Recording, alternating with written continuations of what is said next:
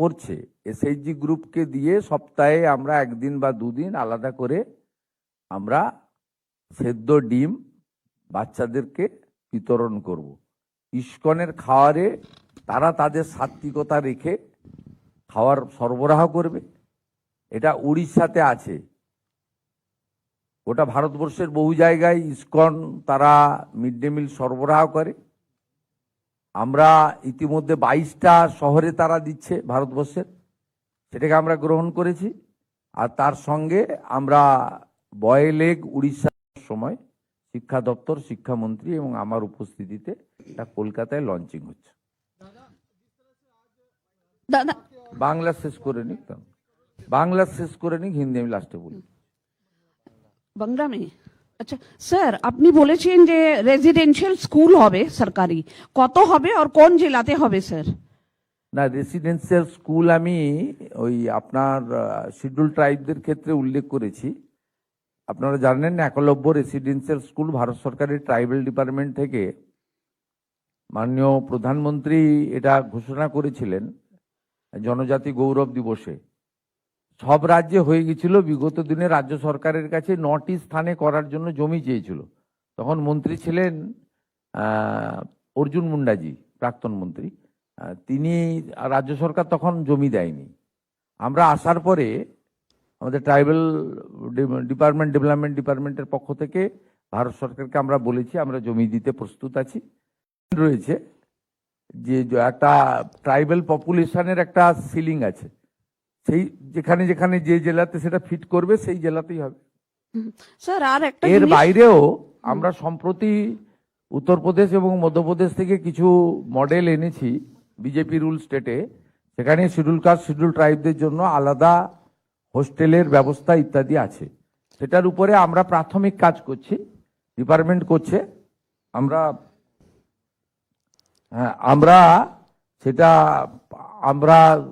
সেখানেও হোস্টেলের ব্যবস্থা করব। আর দীর্ঘদিন ধরে পেন্ডিং ছিল নবোদয় বিদ্যালয়। আমরা আসার পরে 5 জায়গায় জমি দিয়েছি, স্যাংশন হয়েছে। মালদা, সাউথ 24 পরগনা, পূর্ব বর্ধমান, ঝাড়গ্রাম এবং জলপাইগুড়ি। বাঁকুড়াকেও জমি দিলাম তো আমরা, বাঁকুড়াতেও এটা ট্রাইবাল ইউনিভার্সিটি। মাননীয় মুখ্যমন্ত্রী স্যার, একটা স্মার্ট ক্লাস আর ডিজিটালি স্কিলড বাচ্চাদেরকে করা হবে স্যার, এটা একটু বলবেন স্যার? বললাম তো 1200টা স্কুলকে প্রাথমিকভাবে চিহ্নিত করা হয়েছে, পরপর হবে, আস্তে আস্তে হবে। পিছিয়ে পড়া জেলাগুলিতে অগ্রাধিকার পাবে। মাননীয় মুখ্যমন্ত্রী, বলছি বিগত সরকারের আমলে আমরা দেখেছি প্রায় 8000-এরও বেশি স্কুল বন্ধ হয়ে গিয়েছে উত্তরবঙ্গ থেকে দক্ষিণবঙ্গ, সমস্ত গোটা রাজ্য জুড়ে। সেই স্কুলগুলোকে পুনরায় খোলার জন্য আপনারা কি পদক্ষেপ করবেন? সেটা এখানে 2 মন্ত্রী আছেন, প্রধান সচিব আছে, তারা রিভিউ করবেন। সেখানে ছাত্রছাত্রীদের সংখ্যার উপরে নির্ভর করে, এবং এটাও ঠিক টিচার নন টিচিংও আমাদের বহু জায়গায় নেই। সামগ্রিকভাবে একটা বড় রিভিউ দপ্তর করছে, স্কুল শিক্ষা দপ্তর একটা বড় রিভিউ করছে। তাতে মিড ডে মিলে গ্যাসের কানেকশন থেকে শুরু করে, ইউরিনাল ল্যাট্রিন থেকে শুরু করে, গার্লস স্কুলে স্যানিটারি ভেন্ডিং মেশিন থেকে শুরু করে, আপনার ইলেকট্রিকের ফ্যান থেকে শুরু করে, সোলার আলো থেকে শুরু করে, খুব মাইক্রো লেভেলেও যা যা যেগুলো লাগে কিন্তু খুব গুরুত্বপূর্ণ, সেটা থেকে শুরু করে ছাত্র শিক্ষক রেশিও পর্যন্ত, ট্রান্সফার পলিসি পর্যন্ত সবটাই আমরা সার্ভে করছি। এবং মাস 3-4 মধ্যে একটা চিত্র পাওয়া যাবে। এবং তার সঙ্গে স্কুল সার্ভিস কমিশনের নিয়োগের প্রক্রিয়াটাও ধীরে ধীরে ধীরে ধীরে আমরা শুরু করব। এর ফলে আপনারা আগামী শিক্ষাবর্ষে প্রথমের দিক থেকে একটা কিছু ব্যবস্থার পরিবর্তন লক্ষ্য করবেন। প্রাথমিক যে 5-6 মাস আমাদেরকে দিতে হবে, দেখুন এই যে আজকে মাত্র 300 কোটি টাকা, এটা একটা বিরাট কিছু নয় সরকারের, কিন্তু এই ফাংশন যে মিডিয়া ইভেন্ট করলাম আমরা ভার্চুয়ালি যুক্ত করে, এটা একটা ইতিবাচক দিক যে এই সরকারের যে কাজের ফোকাসের মধ্যে শিক্ষা এবং শিক্ষাঙ্গন এটা প্রায়োরিটিতে আছে। 3 বছর ধরে কেন কম্পোজিট গ্র্যান্ট না দিলে কি কি স্কুল করতে পারে না জানেন? এটা মহানগরে বসে প্রাইভেট স্কুলে বাচ্চাকে পাঠিয়ে বোঝা যাবে না। সুন্দরবনের বাচ্চারা বলতে পারবে, সুন্দরবনের স্কুল বলতে পারবে, পুরুলিয়া বাঁকুড়ায় বলতে পারবে চক ডাস্টার কেনার পয়সা থাকে না। এই কম্পোজিট গ্র্যান্ট থেকে চক ডাস্টার কেনা হয়। আপনি যদি চক ডাস্টার কেনার স্কুলের মিনিমাম মিসেলেনিয়াস এবং কন্টিনজেন্সি খরচ, একটা বালতি, একটা জলের পট ভেঙে গেলে, একটা যেখানে কলসিতে জল থাকে ভেঙে গেলে কেনার পয়সা নেই, এগুলো এইখান থেকে হয়, কম্পোজিট গ্র্যান্ট থেকে। আপনি ভাবতে পারছেন একটা বিগত দিনের সরকার চক ডাস্টার কেনার টাকা বন্ধ করেছিল। ওনাদের এত ক্ষমতা যদি ছিল দিয়ে নিজেরাই দিয়ে দিতে পারতেন তো 60% কেন্দ্রের না নিয়ে, তাহলে তো আমি আজকে এই ইভেন্ট করতাম না। এটা তো আরটিজিএস অটোমেটিক কোর্সে চলে যেত। আগের সরকার করেনি বলে আজকে অ্যাপ্রক্স 300 কোটি টাকা কিন্তু 80,000 স্কুলকে আমরা দিয়ে বললাম যে কম্পোজিট গ্র্যান্টের যে আপনাদের লেজিটিমেট রিকোয়ারমেন্ট ছিল, যেটা ইগনোর করেছে আগের সরকার, প্রেজেন্ট সরকার এটাকে প্রায়োরিটি দিয়েছে। এরপর থেকে অটোমেটিক কোর্সে আপনারা পেতে থাকবেন। हिंदी में बोलिए, बोल के खत्म कीजिए। सर, जिस तरह से राज्य सरकार की ओर से आज जो कंपोजिट ग्रांट के लिए लगभग 8,000 से ऊपर स्कूल 2096 करोड़ 80,000 के लगभग और 2096 करोड़ रुपीस का जो अप्रॉक्स आप लोगों ने अमाउंट रिलीज किया है, इससे पहले की सरकार की, जिस तरह से आपने यही बात कहा है कि सरकार की ओर से कुछ स्टेप नहीं लिया गया था, कितना जरूरी है? क्योंकि प्राइमरी स्कूल का जो एजुकेशन सिस्टम है उसको देखते हुए और जो व्यवस्था है, जो सिस्टम है, उसको सुधार के लिए। नहीं, देखिए, एक एजुकेशन सिस्टम में बहुत सारा मुद्दा होता है, सिलेबस से लेकर मिड डे मील तक, ड्रॉप आउट से लेकर टीचर रिक्रूटमेंट तक, टीचर रिक्रूटमेंट से लेकर इंफ्रास्ट्रक्चर तक, इंफ्रास्ट्रक्चर से लेकर आपका स्पोर्ट्स ग्राउंड तक। एक एजुकेशन सिस्टम को पूरा करने के लिए बहुत सारा बिंदु है। पिछले सरकार खास करके गवर्नमेंट और गवर्नमेंट स्पॉन्सर्ड जो गवर्नमेंट एडेड स्कूल है, इसको सब मुद्दे में इग्नोर किया है, भेदभाव किया है और उसके ऊपर ध्यान नहीं दिया है। तुष्टीकरण, भ्रष्टाचार और डिस्ट्रीब्यूशन ऑफ द टोल, इसमें उन लोग का प्राथमिकता था। लेकिन वर्तमान सरकार का प्राथमिकता है एजुकेशन और हेल्थ, उसका साथ सरकारी एम्प्लॉयमेंट और इंडस्ट्रियल ग्रोथ, ये हमारी प्राथमिकता है।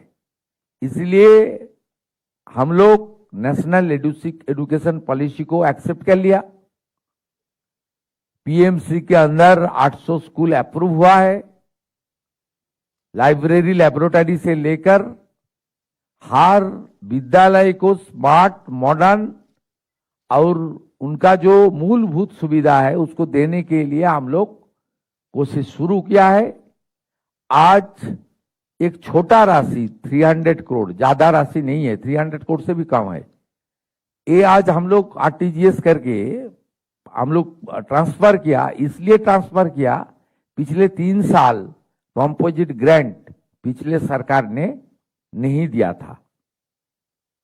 एक तो सेंट्रल गवर्नमेंट का साथ विरोध हुआ था, विरोध किया था, यूटिलाइजेशन सर्टिफिकेट नहीं दिया था। नेशनल एजुकेशन पॉलिसी सब स्टेट ने स्वीकार कर लिया। वो बीजेपी रूल स्टेट हो सकता है, नॉन बीजेपी रूल स्टेट हो सकता है। ओनली वेस्ट बंगाल, जिन्होंने आयुष्मान भारत को भी स्वीकार नहीं किया, पीएम क्रॉप इंश्योरेंस को भी स्वीकार नहीं किया, पीएम आवास को भी स्वीकार नहीं किया, प्रधानमंत्री सिंचाई योजना को स्वीकार नहीं किया, प्रधानमंत्री सूर्य घर को भी स्वीकार नहीं किया, उसका साथ साथ एनईपी को भी स्वीकार नहीं किया। ये सब पास्ट हो गया, पास्ट इज पास्ट।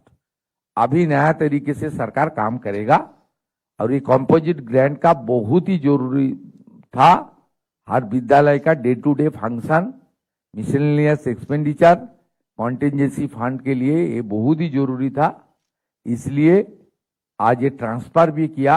और इस सरकार का आने वाला दिन में एडुकेशन के ऊपर क्या विजन है, कुछ बिंदु चीफ सेक्रेटरी रखा है, कुछ बात एजुकेशन मिनिस्टर ने किया है, मैं थोड़ा डिटेल्स में मैं बताया। सर आपने केंद्रीय विद्यालय को लेके भी कहा है कि लगभग नहीं, ये तो सर ज्यादा केंद्रीय विद्यालय को लेके भी कहा है कि 6 से ज्यादा केंद्रीय विद्यालय को जमीन दी गई है। इसके बारे में थोड़ा अगर बता दें सर, केंद्रीय विद्यालय को जो पहले देखिए, दिया। केंद्रीय विद्यालय का जितना भी प्रपोजल पेंडिंग था सब जमीन हम लोग दे दिया है। और शेड्यूल ट्राइब को लिए जो नवोदय विद्यालय है उसको भी न्यू सैंक्शन हुआ है, मालदा साउथ 24, पूर्व बर्धमान, झाड़ग्राम, जलपाईगुड़ी में। और एक ट्राइबल यूनिवर्सिटी भी हो रहा है झाड़ग्राम में। सब मिलके सब हमारी जो सेंट्रल गवर्नमेंट का जो इंस्टीट्यूशन बनना चाहिए था ये सब हम लोग कर रहा है और उसको जमीन दिया है। और साथ साथ हमारी आने वाला दिन में SC ST के लिए हम लोग सेपरेटली कुछ स्कीम बना रहा है। अब Vivekananda merit scholarship left front regime में था, पिछले सरकार बंद कर दिया था। इस बार हम लोग वो चालू किया, उसका जो सैंक्शन उसको ज्यादा किया हम लोग विवेकानंद मेरिट स्कॉलरशिप के लिए। और बाकी जो सपोर्ट देना चाहिए था वो सपोर्ट चलेगा। हमारा जो 4 डिपार्टमेंट से हमारी साइकिल डिस्ट्रीब्यूशन, उसका नाम हम लोग सारथी रखा है, उसको भी डिस्ट्रीब्यूशन चलेगा। और आने वाला 14 अगस्त हमारी जो कन्याश्री डे था वो दिवस मनाएगा, लेकिन उनका नाम होगा कन्या रत्न डे होगा, वो भी हम लोग करेगा। जो जो एडुकेशन के ऊपर छात्र छात्री विद्यार्थी के लेकर जो स्कीम होना चाहिए मैं हम लोग करूंगा। और बंगाल में जो प्रॉफिट मेकिंग इंस्टीट्यूशन है वो लोग को भी हम लोग प्रोत्साहित कर रहा है। जो हम लोग को थोड़ा स्कूल में भी, गांव का स्कूल में भी कुछ काम कीजिए। जैसे हमारी PDCL पश्चिम बंगाल सरकार का एक PSU है, उनका जो प्रॉफिट हुआ है वो 1000 गर्ल्स स्कूल में सैनिटरी वेंडिंग मशीन के लिए उन लोग प्रपोजल दिया है। वो स्कूल एजुकेशन डिपार्टमेंट लिस्ट भेजेगा, उसमें 1000 स्कूल में वो लोग करना चाहता है। ये बहुत ही जरूरी है। बजट में भी जो कॉलेज ड्रॉप आउट हमारी बहन है, बेटी है, विद्यार्थी, उसको लिए हम लोग प्रावधान रखा है बजट में, आप लोग देखा है। इसलिए सब मिलके सरकार का आने वाला दिन में सरकारी एजुकेशन सिस्टम एकदम प्राइमरी से लेकर यूनिवर्सिटी तक, हमारी वोकेशनल इंस्टीट्यूशन से लेकर मेडिकल इंस्टीट्यूशन तक सब मिला के हमारी एजुकेशन के ऊपर ज्यादा फोकस रहेगा। काल हम लोग यहाँ हमारी 100 जो नीट में टॉपर हुआ है, जो डॉक्टर बनने वाला है, उनको हम लोग यहाँ फेलिसिट किया, उसको भी उत्साहित कर रहा हूँ। MBBS का भी जो हमारी वैकेंसी है उसको बढ़ा रहा हूँ। 4 नया मेडिकल कॉलेज आ रहा है। ये सब मिला के मेडिकल एजुकेशन, इंजीनियरिंग एजुकेशन और वोकेशनल एजुकेशन ITI की द्वारा, और साथ साथ हमारी मेन स्ट्रीम एजुकेशन, ये सब मिला के बंगाल में एजुकेशन सिस्टम को खड़ा करने के लिए सरकार का जो only 10 weeks we past, we are working, माने 100 किलोमीटर से ज्यादा रफ्तार से हम लोग काम कर रहा है। और भारत सरकार को मैं थैंक्स दे रहा हूं, हर इशू में वो लोग पूरा के पूरा मदद कर रहा है, खुल के मदद कर रहा है। ये जो रुपया आज हम लोग दिया है ये 200 करोड़ भारत सरकार का है और 100 करोड़ हमारी है। इसलिए भारत सरकार को भी हम लोग दे रहा है। इस साल जो CS साहब ने बताया, कम से कम 4 से 5 हजार करोड़ रुपया बंगाल में एजुकेशन के ऊपर आएगा। और जो भ्रष्टाचार हुआ है समग्र शिक्षा मिशन के अंदर, स्कूल ड्रेस से लेकर, स्कूल बैग से लेकर, मिड डे मील से लेकर हर बिंदु में जो भ्रष्टाचार हुआ है वो खत्म करने का काम भी हम लोग करेंगे।